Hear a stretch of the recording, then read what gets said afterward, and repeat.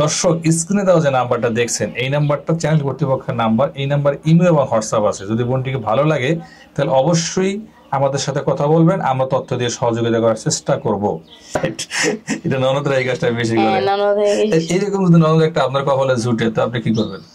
কি করবো, ওরা আর কি বোঝানোর চেষ্টা করবো, যদি না বুঝে ওইটা তো আর কিছু করার নেই। না বুঝলে আপনার ধরে একটা ফলা লাগাই দেবেন আর বুঝে যা সোজা হয়ে যাবে।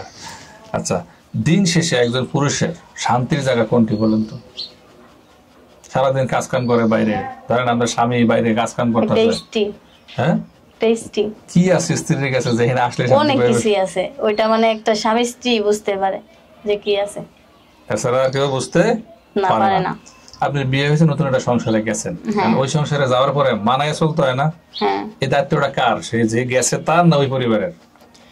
মানে মানায় চলতে হয় বলতে মানে ওগুলো একটু বুঝাই দিতে হয় যদি না বুঝে, আর যদি মানে বুঝে তাহলে তো আর কোনো কথাই নেই।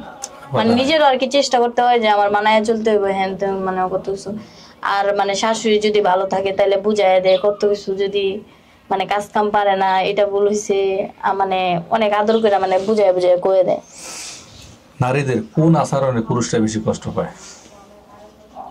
এই যে হচ্ছে গা পুরুষরা বেশি কষ্ট পায়, নারীরা যদি মানে খেস করে, ধরেন অযথায় মানে সন্দেহ করে, মানুষের কথা শুনে এরা মানুষের মানে স্বামীর সাথে ঝগড়া করে, ওই জিনিসটা নিয়ে বেশি কষ্ট পায়।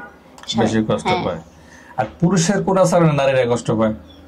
ওইটা হচ্ছে মানে ধরেন সবসময় বউর সাথে ঝগড়া করে, মানে মানুষের কথা নিয়ে, আর সন্দেহ করে প্রচুর, মানে এটা এটা তুমি করতেছো যে এই পুরোর সাথে এটা এটা মানে অনেক কিছু, কিন্তু আমি কিছুই করি নাই, ওই যে অযথায় মানে সন্দেহ করতেছে, ওইসব নিয়ে মানে আর কি নারীরা কষ্ট পায়।